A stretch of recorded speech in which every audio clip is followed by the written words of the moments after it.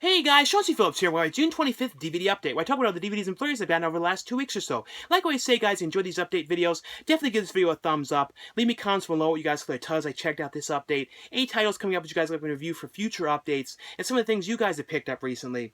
Now, the first one I got from Shout Factory Scream Factory line. This movie is like on the list of my top 10 movies of all time. Probably almost like top 5 movies. I absolutely love this movie. Have always been a fan of this movie. My favorite zombie movie to watch all the time. This is one I watch so many times. I have watched this since I was probably like 11 years old. I've been watching this movie, so it's been a very long time I've been watching this movie. And that is, Shout Factory's brand new, Scream Factory release of The Return of the Living Dead, and this really great new collector's edition with really great new artwork on this one. They also have another edition as well, which was a limited edition one, which had a different slipcover as well for this one. But this is really cool about this release is it's a brand new 2K transfer of the movie, and they also went in and restored a number of the things that were changed in the past Blu-ray and DVD releases of this that MGM had put out. There's some things that were changed, like some of the music was turned down, some of the music was changed. Like one thing with the crematorium scene, they kind of totally turned it down, and you only heard the special effects. I never knew why that happened. They also changed some of the stuff with the zombie voices. I couldn't ever explain exactly what they did. It was almost like there was a different voice, and they took a filter out, and they did something really different to it. All the original stuff that was been restored in here, I think, except for one song they were not able to use, but other than that, everything else is back in. So it's really cool that they went and restored this. They did the same thing with Troll 2 when it came out. Past releases of that one, there was like, for some reason, they turned, the dialogue was totally turned down. The one scene in the cop car, and you couldn't hear it at all, and they fixed all that stuff. So that's really great, when they put out their releases, they go back and restore things that are kind of changed in past releases.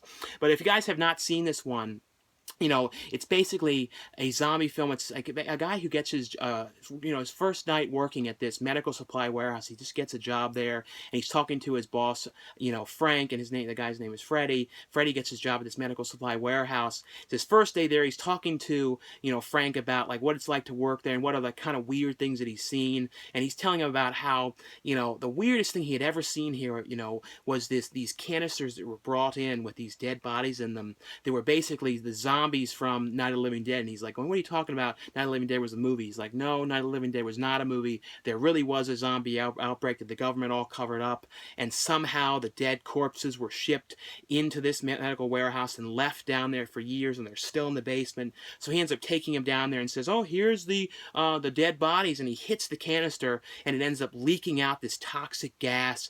They're both coughing it in and end up passing out, waking back up, and weird things have happened in the medical supply warehouse. Like there's a cadaver in the meat locker that starts screaming, the butterflies start moving, the split dog has come back to life, and basically they have to end up calling up Bert, the head of the whole supply warehouse, and telling him what has happened, and he's in there panicking. They don't know what they're going to do. They come up with the idea of taking the things that have come back to life to the crematorium, funeral home next door, and talking the owner into like burning these things up, and like not really wanting to tell him what they are. Of course, burning these things up end up letting out this gas, and then right next door is the funeral home, is the graveyard, and all the zombies start coming back to life, and it's a huge nightmare. And also there's a group of these punk rock kids, who are next door, partying in that graveyard, so they're all getting attacked, and it's a huge nightmare, like having to figure out what they're going to do. But really, to me, this is one of my favorite movies. I've always loved this movie. Has on here, too, some really cool new features. It has an FX feature on here, talk about the special effects, a thing on here about the music for the movie. Also, Horror's Hollow Ground, Sean Clark going to the filming locations, showing like what's left, and because there's not a whole lot of places, a lot of stuff has been really changed, and a lot of it was shot in this film set place, so it was like a lot of stuff they couldn't show, but they showed what was left, so that was very cool to see. Also has on here the work print of the movie, so it's pretty cool they ended up including that, because if you guys have known, like with bootleggers and conventions and stuff, you probably have always seen that work print on even back in the days of VHS and conventions. I remember seeing that, and it's about like 15 minutes long, and has some alternate scenes and some alternate lines, so they included that in here too, so that was very cool to have that put on the Blu-ray. Also has on here the really cool like 2-hour long making of the movie from a couple years back, and it's in HD as well. This also has a new 2K transfer, looks great, definitely worth picking up, and like I said, one of my all-time favorite movies. The next one from Scream Factory as well, and this is the Cabin Fever remake. This was interesting how this remake was done, because it was almost like the Psycho remake in a way, because it was like shot for shot and with a lot of aspects of this movie, but it was also, they changed certain details. They changed around certain details with the deaths, and some of the deaths were way gorier with like how they died, and like to the effect of how like the flesh-eating virus type thing was affecting them. But basically, though, this movie was about a group of friends going to a cabin in the woods for it's like, I think it was spring break, and they're going there. And then, of course, as soon as they get out there in the beginning of the movie, you see this like homeless guy. He's living out in the woods, and basically what happens is you see he's sick. You see his dog was like dead, and you know some bad stuff is going on. And of course, when they get out there, it's something is to do with the water there, and anyone who's drinking it, they start basically rotting away and having these terrible deathly flesh-eating stuff going on. It's seriously gross. Like, it is, it always creeped me out, and always freaked me out about, like, oh, if that, I don't think it could ever happen with water, but I think, you never know, and that always creeped me out.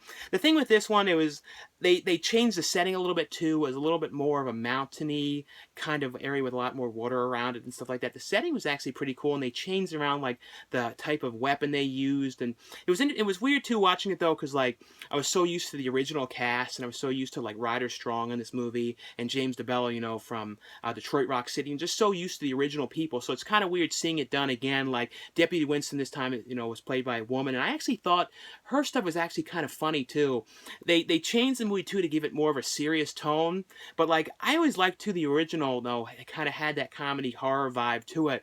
But you just have to take this as more of a kind of an experiment, just to try and like do a kind of a reboot of the series. And it will be interesting to see if they do more of them and they go and remake the second one, because the second one always had a lot of flaws with it, with things being done with the edit and stuff. So it'd be kind of cool if they actually made the second one again with Ty West's original script, and the original script that was there, and had more money to it. So I kind of would be interested in seeing that. But it has on here though the making of this movie. The next one is a pretty interesting killer dog movie. This one is from Scream Factory as well, and it's called The Pack. And it's basically about a group of, like, out in the middle of the countryside. I think it was in the Australian outback, and kind of a different area of Australia than they film in. That I have not seen too many things in this kind of more wooded kind of area. It's about a family that's like living out there, and they're basically have this kind of clinic for dogs where they take care of sick dogs and things like that. And they're having a problem with like the people who own like the landlord of them really wants to get them out and kind of kick them out because they're back on their rent and things like that, and they're really not making a whole lot of money out there because they're really in the middle of nowhere. But what's going on is, in the background of all this, there's this pack of these dogs and that are kind of attacking people around and killing them. And it's actually the dog stuff is done really well. It's not like CGI and stuff like that. It's actually real trained like attack dogs that they use for the scenes. So there's some pretty brutal stuff, and like kind of like taking it back to like the days of like Cujo and movies like Dogs. I haven't seen a killer dog movie like this in a really long time. There hasn't been like, they don't do too many of these movies because they're always really tough to do, to actually get real dogs and stuff. I think like one of the last ones I can remember was like one called like Atomic Dog in like 1990 something. There hasn't been a lot, but it's basically though this family that ends up getting stuck out and trapped in their home, and it's basically like a home invasion movie, but the invaders are not humans. They're the dogs out there trying to get into the house, and they're kind of boarding it up and trying to basically survive the night until someone can get to them. Because like I said, they're out in the middle of nowhere, no cell phone service, having issues with the phone, so it's a huge nightmare of things going on, what they're going to end up doing. And it has on here, though, a making of and a theatrical trailer on this one. The next one from Lionsgate, and this is really sad to talk about now because the star, Anton Yelchin, recently passed away, and the whole thing is so sad. And, it really was a sad thing for me because, like, he was one of my favorite actors of all time, and, like, I've been a fan of him since, like, Alpha Dog was one of the first things I remembered seeing him in, but I think that I remembered, but then there was another one I think it was Hearts in Atlantis, I think it was with him and Anthony Hopkins, which I totally forgot that was him, and I'm like, oh, I had seen him even way before then. But this is a new movie called The Green Room, which I have to go as far as saying this is probably one of my favorite movies I've seen in my entire life, and definitely one of my favorite movies of this year so far, but one of my favorite movies I've ever seen. Like, I absolutely love this movie on all levels, to every degree. I just thought it was so well done and so creepy, and for once too, like a really kind of an original, different movie. movie. At least I thought it was. And it's basically about this band. Anton Yelchin is in the head of this band.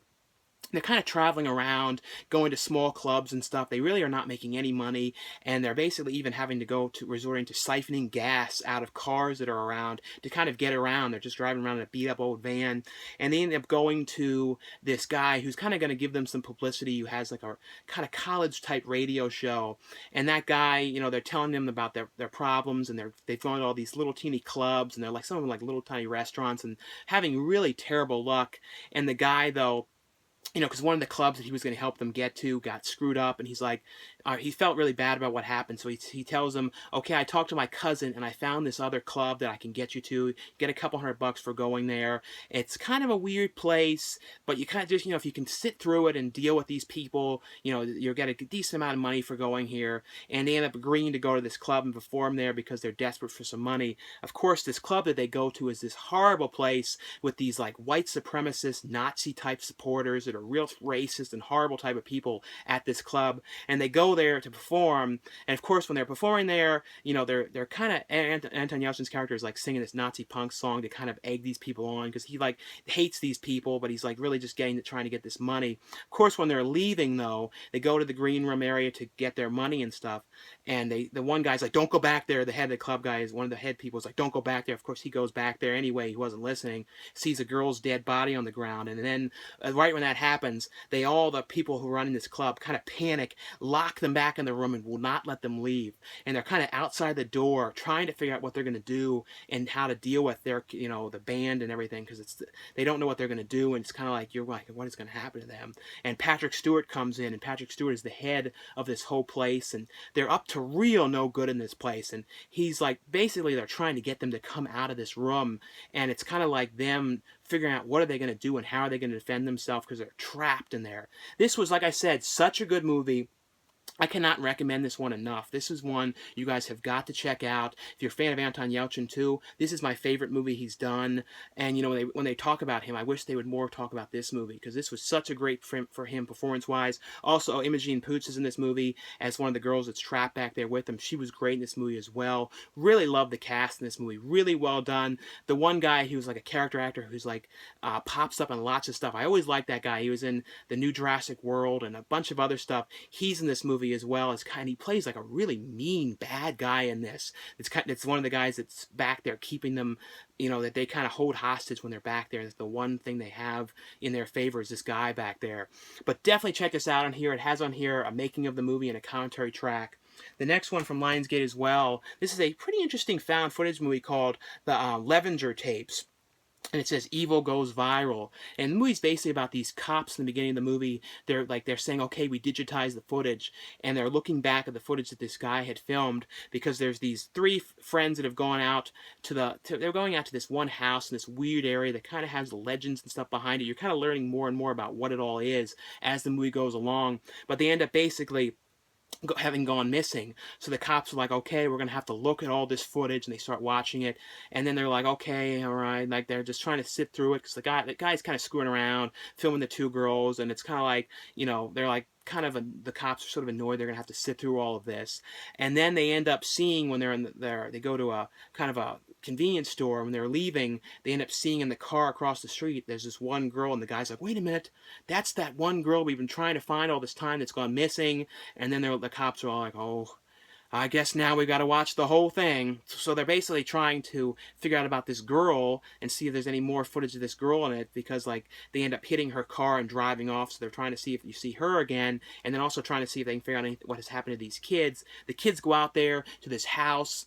The dad, I think that one kid's father owns this one place. It's like the summer house. And when they're going in there, mess around the house, and then they see across the way the girl that they saw earlier out there at this fire pit, and they don't know what's going on, so they go, let's go out there and try and figure out what's happening out there. They go out there, and basically going out there was a bad decision, and they start going missing. odd things start happening. They start hearing weird things, and the cops are along the way kind of cutting back and forth at certain times watching this footage. And it's kind of like trying to figure out exactly what has happened to this people and what is like this weird element too going on, because there's like weird history to this area as well, about because the guy's like, oh, we shouldn't really be walking out here, but it doesn't really matter. And because you're trying to figure out exactly what is going on and what the bad stuff was that happened there. The next one from Lionsgate as well is a new Steven Seagal movie called Code of Honor, which is a pretty interesting movie. And like a friend of mine, Griff First, was in this movie as well. You know, he directed Ghost Shark, so I thought that was cool to see him in this movie. And this movie is basically about Steven Seagal, and he's kind of a guy whose family had ended up, you know, getting killed, and he was like a kind of, I think he was a CIA kind of like a special ops kind of agent, and his family had ended up getting killed, and he's gone and basically gone kind of off the grid because of this, and he's going, and anybody that kind of does bad things, he goes and kind of wants to kill them and get revenge on them and kind of take out bad people because of what had happened to his family. And he's basically, you see him up on this water tower watching these kind of criminals kind of exchanging money and things like that, and he's like shooting them and killing them one by one. And then the cops have kind of come to this area and they're trying to figure out exactly what happened to all these people, and they're going, well, there must have been 3 or 4 gunmen there, like these other people down there, and a guy with a knife down in that area. And then the one guy comes there, he's the actor from Nightbreed, and he's basically saying, no, this is only one guy. I know who this is. You know, I used to work with him, but he's gone rogue. So it's kind of them trying, the cops talking to this guy going, how do you know who this is, and trying to get information from him. The old guy who's gone, you know, his old partner is trying to find him. The cops are trying to find him. At the same time, it's going with Steven Seagal going and taking out more people along the way. But I actually thought this was a pretty cool, you know, fun, like, you know, kind of, you know, if you know Steven Seagal movies, you know that, you know, his type of films that he does, and I thought this was actually one of the better ones that I've seen in a while. And the next one I got from Universal is Eye in the Sky. This is actually a pretty good movie. It has Helen Mirren, Aaron Paul, and Alan Rickman. I think this is one of Alan Rickman's last movies. I think the very last one, though, was Alice Looking Glass. But this movie is basically, though, Helen Mirren kind of runs this kind of group. It kind of cuts him back and forth to a whole bunch of different agencies, but it's all basically dealing with drones. And Helen Mirren's, you know, drone pilots to kind of spy on, you know, terrorist and military type things that are going on. And Helen Mirren is working this kind of case of trying to find the suspected terrorists that are in Kenya. And they believe that they found them, and Aaron Paul is playing the drone pilot that's kind of flying the drone over to where the house is that they believe that they're in. So he's in there flying that in, and it deals with Helen Mirren's character running this operation, also the U.S. Army, and a bunch of other, like, forms and stuff, because they have to, like, talk to all these different people going, like, oh, do we have permission to engage on this? Because basically what happens is they end up finding out that they want to have this be a catch mission and actually just catch these terrorists, but it ends up turning into a kill mission because they end up sending in the one actor who was from Captain Phillips. I always love that guy. He's really good, but he's from Captain Phillips. He ended up, you know, on the ground there as well in Kenya, and he flies in this kind of bug camera, and then with the bug camera they end up spotting that they have, you know, actually have explosives and explosive vests and stuff like that. So then they end up going to the point of where they have to end up actually having this be a kill mission, and then it's kind of like back and forth with them going, well, do we have permission to do this? And they're like, no, you don't. This is supposed to be a catch mission. We want to find these alive because these terrorists are British citizens. So it's all this stuff going on, and then it deals with like one thing that happens. I don't want to say what it is, but like a huge thing, and Aaron Paul has a huge crisis of what he's going to do because of something that ends up happening in front of the target. I actually thought, though, it was a pretty well done. It's one of those kind of things that's like the edge on your seat kind of movie, like trying to figure out what are they going to do and not sure what's going to happen. It's also got some real sad stuff to it as well. But it has on here some making ofs on this movie, you know, morals, exploring the deeper questions raised in this movie. And the next one from Disney is the new Disney Channel original movie, Adventures in Babysitting. This is a remake for the most part, but a lot of stuff has changed. You know, the 80s film Adventures in Babysitting, which I always loved this movie. And this was actually, I have not seen a Disney Channel movie in a really long time. Was interested in seeing this, though, because I always loved the original so much. And it was actually, I thought, pretty well done, and kind of like has the vibe of like The Sitter a little bit, because The Sitter was kind of like the same movie, a little bit more of an R-rated Adventures in Babysitting, like the same kind of idea. So that's why I think I was kind of thinking of that a little bit. But this one is, you know, like I said, Adventures in Babysitting.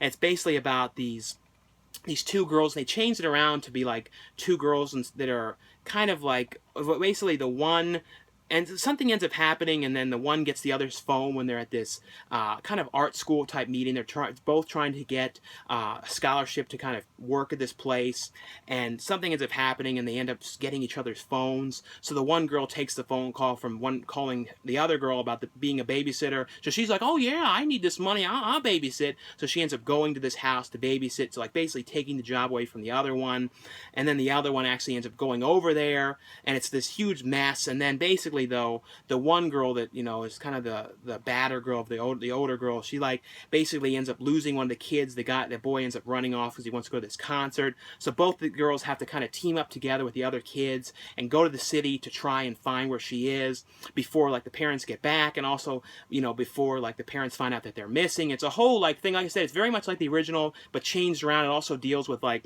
them going to this pawn shop place to try and track down where the kid, if he got these tickets there, to try and figure out where he is. And they go there, and when they're there, these two criminals that are in there trying to steal this bird. And this kind of has the Home Alone element, though, because it's like those two guys, the bumbling fools that are kind of coming after them because the kids are in there, and the one takes their picture because he's like taking pictures of everything. And those bumbling guys are like, "We've got to get those kids because they've got our picture. They're going to know that we stole this bird." So they're kind of coming after them the whole movie, and it's this huge mess of a thing. I really like this. I thought it was a very fun movie, and like I said, it was actually one of the better produced Disney Channel movies, and for a TV movie, I thought it was very well produced.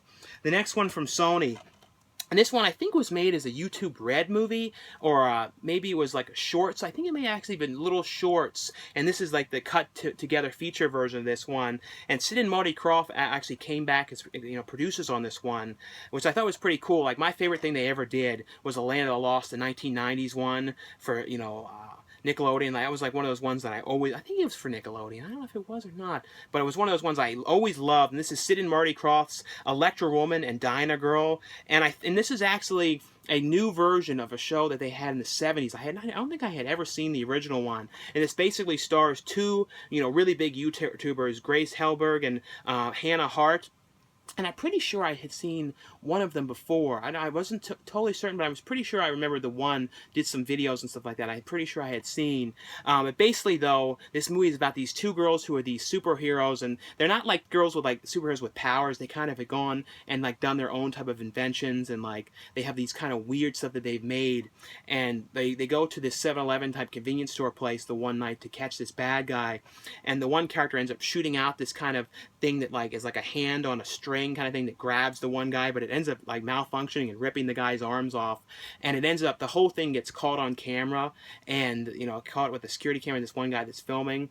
Then it ends up spreading viral on the internet, like everybody's talking about these two and like wanting to try and figure out who they are. And this one guy who's like an agent for superheroes ends up tracking them down and calling them and saying, everybody's talking about you, you guys are the hottest thing right now, and basically wants to sign them to come on and be on their team. And then they kind of like trying to like change them all around, and the one isn't getting along with her because she's kind of been sidelined the whole thing, and they're all talking more about Electra Woman, and like it's kind of putting a strain on their friendship, and they're changing around their clothes and trying to change everything about themselves to kind of fit more in and be more like of a higher budget type superhero type vibe thing going on. Has on here though a bunch of different features: a making of Electra Woman and Dinah Girl, a commentary track with Grace Helberg and Hannah Hart, and then some featurettes too on the making of this movie. But really fun, I thought like throwback kind of superhero type show, feature movie. And the next one from Fox is Kung Fu Panda 3. This is a really fun movie. I think the Kung Fu Panda movies, though, are definitely more for children, though. I have more of a kid's vibes to them. But I think adults would like them as well, though, too. But it's basically, though, Jack Black's character who plays the panda. I think the character's name is, like, Fo. And basically, Fo, who's always been kind of thought that he was kind of like the only panda around and never seen other pandas, basically discovers that because his father ends up coming back to his village, and his father comes there and tells him that, after he's never seen him before, that there's a whole hidden kingdom of all these pandas. He wants to go and try and find them. At the same time, there's this like villain that's kind of what kind of character you'd say it was, but the villain is basically going and kind of collecting people and collecting their cheese and like collecting them on their belt and like basically taking out people and sort of like not really killing them, but like taking their chi from them. And he ends up finding out about Fo's character and wants to kind of go after him him. And Dustin Hoffman's character, who's kind of like the sensei and the trainer of Foe, is like, you know, trying to have Foe kind of take over and start teaching the art of kung fu and things like that. At the same time, though, this bad guy is coming for Foe to take his chi. Also deals with, too, going to the village to try and find, you know, all the other people that are related to Foe, you know, the whole land of pandas. But I thought it was a really fun movie. Like I said, though, has definitely a vibe for kids, but I think, you know, I think adults would like it as well, but definitely more on the spectrum of a children's film, I would say. But it has on here, though, 2 new animated shorts. You know, new Kung Fu Panda animated shorts, and then Everybody Loves a Panda karaoke party, and then there's like a thing in here too, like a paper thing you can make of Foe, and then a number of other features on this one as well. And this also has a DVD copy as well and a digital copy. The next one from Anchor Bay, and this is Anthony Hopkins, Ian McKellen movie called The Dresser, and I think they made a movie of this in like the 80s. I saw as well, and I think it was originally maybe done as a stage play, I believe. I'm not 100% certain, but it's basically Anthony Hopkins is a guy who's really sick. He was in the hospital, and he basically ended up discharging himself because he's getting ready to put on this King Lear play, and this is in the time of wars going on in England and all kinds of stuff. And he basically travels around with his wife, and you know, Ian McKellen's character, who's his dresser, basically gets him in his wardrobes and kind of gets him together for the show. And you know, he basically doesn't like the idea of canceling this show. He's not going to let that happen whatsoever. So he basically comes there as he's sick, and it's basically looking like this is going to be his last hurrah because he is not looking good. And Ian McKellen's character is basically saying, "Oh, I'm going to help you. I'm going to help you get this together. I'm going to keep you motivated. I'm going to help you, you know, talking him through this." And he's talking to Anthony Hopkins' character, trying to keep him motivated and keep him together with the show. And the wife is saying, "You got to cancel this. There's no reason you should be doing this. Stop being so stubborn. There's no reason to put this show on. The world will go on if you don't do this." And Anthony Hopkins is like, "I got to do this." And you know, Ian McKellen just keeps on trying to talk him up to doing this. It's essentially, though, kind of watching the whole to-do of trying to get him ready, get him in makeup, pushing him out onto the stage and holding him up and all this kind of stuff that's going on, trying to get him to put on this last show. Or, you know, you don't know if it's going to be last show or not, but it's kind of looking that way. But a very well-made character piece. Like I said, I'd never seen the original one, but really thought this was a great character piece and really great acting from both of them in this one. The next one from Anchor Bay as well as the new Jason Bateman movie that he directed. The last one he directed was Bad Words, which I really liked that movie. This one has Nicole Kidman, Jason Bateman, and Christopher Walken. It's called The Family Fang, and it's basically, you know, this family, you know, Jason Bateman and Nicole Kidman's, you know, play brother and sister, and their parents, you know, when they were kids, and still to this day, would always stage these weird events where they would like stage bank robberies where they'd have weird things happen. They'd stage kind of like weird performance pieces where like they'd have things with coupons, and the coupons weren't real, and they wanted people to get denied, and they would kind of just have these weird things they'd stage, and the most elaborate fake pranks, like the early days of pranks. They were always pranking the kids and involving the kids, and usually the kids would know, but there was times that they would do things to the kids. They had no idea there was a prank, like this whole thing with the stage play they were putting on. But basically, though, Jason Bateman's character ends up in the hospital, and they end up calling his parents that he's not seen in a long time, as to kind of come and get him.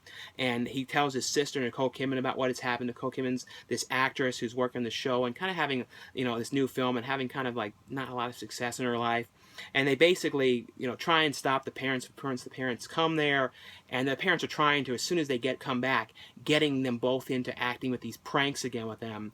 And of course, they don't want to do it. The very next day, something has happened, and the parents go out to the market, and their car is found with blood everywhere, and Jason Bateman and Nicole Kidman are going, "This is fake, this is a stage thing, don't believe them." And the cops are going, "No, it's their blood, we've checked it." And they're like, "No, this is somehow this is set up." So they go and make it their mission to try and find them, to see if it's a fake or not, because like, they really believe that this was fake. But I actually thought this was interesting. It has, you know, his Jason Bateman's kind of quirky kind of comedy to it. If you know Bad Words, you know that kind of comedy to it. The next one from Synapse Films, this one has finally got a U.S. release, because I think it was on the Creepshow Blu-ray in the U.K. and some of the other international releases, but never out in the U.S. ever. And this is Michael Felsher's you know, documentary he did on Creepshow called Just Desserts, the making of Creepshow 2. It has on here, too, a lot of new features. I don't think this was ever seen on anything before. The I think it has on here with Sean Clark at Horror's Hollow Ground, you know, going to the locations of Creepshow, showing you, you know, what's there for that one. And it also has a feature on here, too, which has never been on DVD or Blu-ray, which has vintage 1982 evening magazine. No, Screen Greats is the one, Volume 1 with Tom Savini, kind of talking about, you know, his special effects, like a really good documentary on him, and he even has a commentary on this one as well. Has a number of different behind-the-scenes stuff, too, some behind-the-scenes of Creepshow footage, some footage of that, and then some extended interviews and stuff like that. But like I said, this is basically a documentary talking about the making of Creepshow, and it kind of interviews, you know, George Romero about the making of and kind of how it came to be, talking to a number of the cast members, talking about stories and kind of problems that they had, and it goes kind of from segment to segment about how they were cast and what it was like for George Romero at the time for starting to work with like really big name talent, because before this he was always kind of working with more local and unknown actors, and this was his first movie where he had these really big names. But a really, really well made documentary, like I said, really cool. This finally has a Blu-ray release in the US. And the last one from E1 and Uncorked is Clash of the Dead. And I think this one had another title as well, like Enemy of the Dead or something like that in some other countries. But this is a pretty creepy, you know, found footage movie, and it's about a group of people going to do this kind of TV documentary, like for a TV show about this battle in France. I think it was like a World War I battle that was in France, and they kind of like, it always kind of had some mysteries and stuff like behind it, and they end up going out there, and it's kind of like set up documentary though, because like the director's like, well, he's like the guy they're interviewing talking about the thing is kind of saying, oh yeah, this is this, and he's like, oh no, can you say this is the land of the dead here, and like beef it up a little bit. So he's like going, okay, and he's basically trying to kind of make this more interesting, because it's looking like it's going to be a very non-interesting documentary. But as he's doing all this, he starts seeing things in the background, like he sees like a flash of somebody that looks like a war guy back there. He's like panicking, going, well, what is that? Did you see that? No one else sees it. They don't have time to look back at the footage, but they keep on continuously seeing this kind of stuff, and they're kind of going around, and they end up discovering this body out in the lake, and they pull the body out of the lake when they're kind of looking around the grounds of where this all happened. They pull the body out, and there's like this necklace on the body, and the guy ends up picking it up. As soon as this happens, they go and leave, and then you start seeing zombies everywhere. So like the zombies have all come back to get their revenge. So it kind of has like, I guess like Dead Snow kind of feel a little bit, with like the zombies all coming back like that and coming after them. Some real gory stuff going on about the camera kind of filming the whole thing, and they're kind of, and the guy's like still during all this is happening, he's like telling, do this, like he's like trying to like make the documentary for the TV as this is all going on. So it's actually kind of funny when he's just like still into this whole thing, even though it's like looking like it's going to be the end of all of them. There's some creepy stuff too of them going around the tunnels and stuff like that. But like I said, I thought this was a pretty cool found footage one. But anyway though, guys, that's all for this update video. Thanks again for watching and subscribing, and I'll see you guys later. Bye.